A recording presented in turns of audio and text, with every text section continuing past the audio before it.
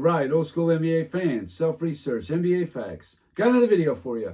As always, thanks to anybody who watches my videos, subscribes to my channel. I really appreciate it. I want to give a special thanks to my man, Isle Sabag. Once again, coming through with the super thanks. Thank you so much. I really appreciate all your support and generosity. Also to the real Siberius. Once again, you come through with the super thanks. Very much appreciated. Well received. Thank you. I want to give a very special thanks to Alex Lanza, 79, in Italy. Thank you so much, my man. I really appreciate it. I know you're one of my early morning watchers of my videos, and thank you so much for all the support you've given this channel. Thank you. In this video here, I'm doing on the all-time greats and how their team did when they did not score 25 points a game. Saw the box score of Nikola Jokic last night, and I saw he went 4 for 13 and only had 13 points, yet they won by 15. I was like, wow. So he has a bad game, and they still win double digits. I'm sure that doesn't happen a lot, but obviously it did happen. So it got me thinking as to what other players have done well, their teams, when they didn't score 25 points or more. Because that is definitely a good game when you get 25 or more. I know it's easier to score in today's NBA, but even still, it's a good benchmark. All-time greats playoff record when scoring under 25 points. That's what we're going for right here. And I went way back to look at some of the very best players, very best scorers. Didn't include Bill Russell. Figured, what's the point? I did do Magic Johnson on here, but as soon as I saw his, I could see, like, yeah, Bill Russell, he's going to have a great record because he didn't score a lot. He just wasn't known as a scorer. That wasn't the strength of his game. So it's irrelevant, really. First player on the list is George Mikan. How did George Mikan do? Well, George Mikan was 23 and 13 when he didn't score 25 points. He had a really good team. Very good. Slater Martin, Jim Pollard, Clyde Lovelet, Vern Mickelson. These guys were all quality players that he was playing with, and they definitely picked up his slack. Wilt Chamberlain. A lot of people think that Wilt didn't have that good of teammates, not quite as good as Russell's, blah, blah, blah. I'm telling you, his teams were as good as Russell's on the second half of Wilt's career. Maybe not early on, no. But in the second half, absolutely. And even early on, he still had some pretty good teammates like Tom Gola, Guy Rogers, Paul Arizin, all those guys. But his record is 54 and 45. I was kind of stunned by how many games Wilt Chamberlain didn't score 25 points in. 99 games? Never would have thought that. Even in the playoffs, where he clearly scored less than he did in the regular season. Oscar Robertson. Oscar, 29 and 24. When he was on Cincinnati, he definitely had a losing record. But when he got to Milwaukee, that jumped that number right up there, why he had a winning record. But it was kind of a tale of two careers for Oscar. His team came through for him. When he didn't have a big game, they still won more than they lost.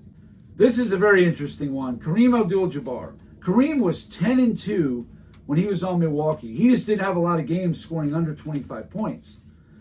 But overall in his career, 79 and 32, which that's amazing.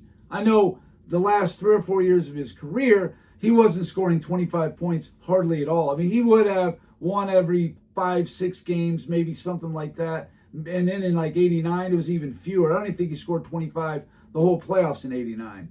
Dr. J. Now, he always had at least solid teammates, if not good teammates, if not great teammates. His team's record when he didn't score 25 or more was 65 and 43, which is a very good record, actually. Magic Johnson, who I was just talking about, no surprise here, 106 and 46. The guy just wasn't a scorer. They had a bunch of guys that were going to put up the points, but maybe not a lot of guys that were going to score 25 points other than Kareem, maybe the first half of Magic's career. Guys like Worthy, Byron Scott, sure, they get you 20, get you 18, 22, something like that. But 25 or more, it was pretty rare for his teammates, aside from Kareem earlier in his career, to do something like that. So now we go to somebody that a lot of people talk about his teammates, and he did have some excellent teammates. Larry Bird. Larry Bird was 47 and 44, a winning record when he scored under 25 points. So obviously, his team did come through for him when he wasn't just filling it up. Shaquille O'Neal, he was 48 and 42. Again, he always had a player like a Penny Hardaway, a Kobe, a Dwayne Wade, LeBron, even had a Amari Stoudemire for a couple years. He always had somebody that could score when he wasn't having a great game. And I was surprised there was 90 playoff games that Shaq did not score 25 points in. I'm sure most of those was towards the end of his career, almost certainly. And then you got Kobe. Kobe's 41 and 36. I'm a little surprised that he's got 77 games that he didn't score 25 in. I mean, I assume most of those are going to be with Shaq, but even still. And his team had a winning record. Again, a lot of it had to do with Shaq. But even later on, I'm sure if Kobe didn't score 25, they're probably losing more. But it kind of evened out. But even still, Kobe has a winning record. 5 games over 500 when he didn't score 25, which is a testament to his teammates over the course of his career. How about Tim Duncan? Now, Tim Duncan is going to be somebody closer to a Magic and a Russell. He's not a guy that was going to have a ton of big games. Early in his career, first 5 to 7 years, yeah, he did have some big scoring games. But overall, 93 and 60. So he had a lot of games where he did not score 25, and his team still won better than 3 out of every 5 games. That's pretty good. Tells you the quality of his teammates. LeBron James, 49 and 44. 5 games over 500, just like Kobe. Actually, Bird's team was worse as far as having a worse record when he didn't get 25 points. LeBron, winning record. Now, this goes right up to Game 4. I did not include Game 5, which was last night. This is before that. So, 49 and 44. That's a lot of games. He didn't score 25, and that's 93. About a third of the time, he wasn't even scoring 25 points. But yet, still, his team went 49 and 44. That's very telling. Kevin Durant. Here's a guy who's definitely a scorer. 24 and 17. So his team came through for him. I know the Golden State years probably had a lot to do with it, but also he always had guys, Russell Westbrook, Kyrie Irving, James Harden, Devin Booker. He always had a second scorer on his team, always. And as you can see, 24 and 17 is a good record. How about Steph Curry? 33 and 26, same thing. He always had teammates that could score when he was having a bad game, bad shooting game, not getting a ton of points. They were winning more than they were losing. Nikola Jokic, the guy that I made the video because of, 16 and 15. Tell me you would have thought Nikola Jokic's team would have had a losing record when he doesn't score 25. I thought it was a guarantee, but I think after last night, and now that's what it did, it pushed it over. 16 and 15 when he doesn't score 25. Maybe his teammates aren't as bad as people like Scap Attack like to say. Now, I know they're not world beaters, not the 85 Lakers roster, nothing like that. But they're not that bad either. You know, they can come through sometimes, and they won a championship with almost this exact roster. Hakeem Olajuwon, one of 2 guys on this list with a losing record when he does not score 25 points. His team was 26 and 29 when he failed to score 25 points. I got a video clip of the last guy, and you're going to know exactly who it is. Why couldn't they pick up the slack and win more? They did win sometimes, but not often. When this guy didn't get 25 points, they lost more than they won. And here's a game where this guy struggled. Actually, his lowest scoring playoff game of his career. Nobody else did any better, really. He scored 15 points in his lowest game, and the next guy only had one more, which was 16 points. Take a look. Pulls down his first rebound of this game. Michael Jordan trying to get the Bulls on the board. Up here at the Garden. Jordan takes it into the paint. He is Michael looking for his first basket. Michael on the run, trying to get it going himself, and got now to help out on Michael Jordan. In the Corzine, they're down to 3 seconds on the Jordan. They can pull to within 4 now. Michael takes the short jumper, and it is also in that New York lineup now. Jordan, nice pass under. Michael down low now, gets it against Wilkins.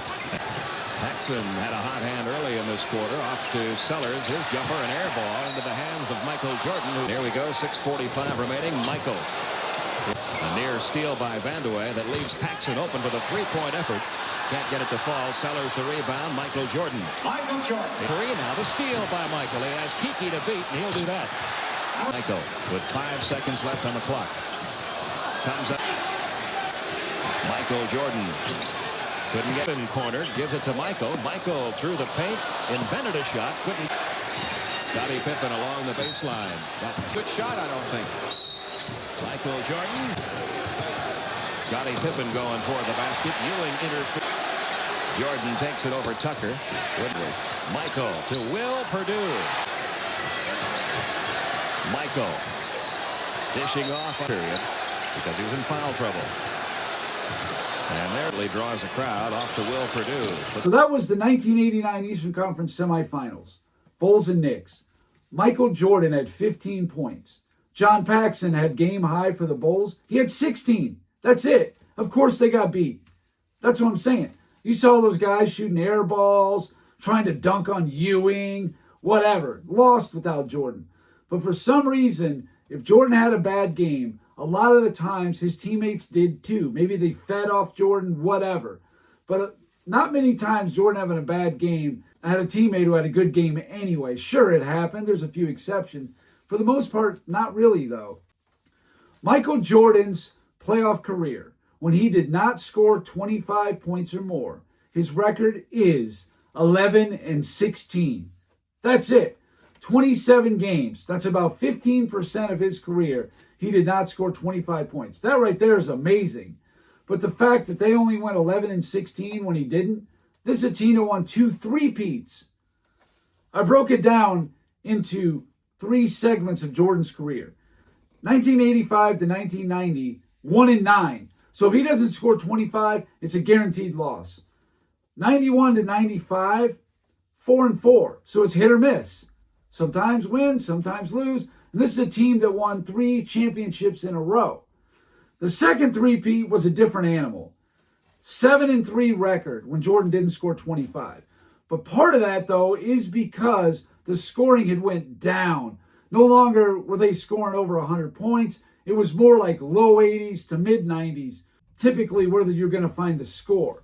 So maybe Jordan to have a 24 or a 22 or something like that. But the Bulls still won. Tony Kukoc would come in and have a game. Pippen, of course.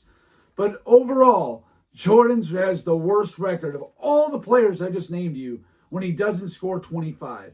Meaning, he was depended on for his scoring more than any other superstar in NBA history. Who else you got? See what I'm saying?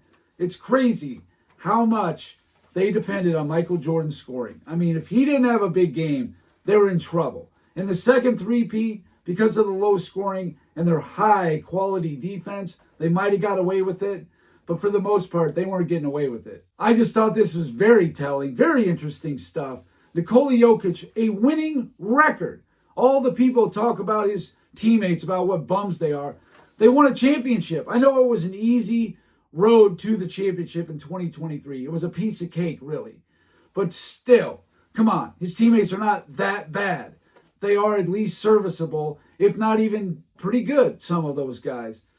So anyway, that's all I got for this video. Thank you guys for watching.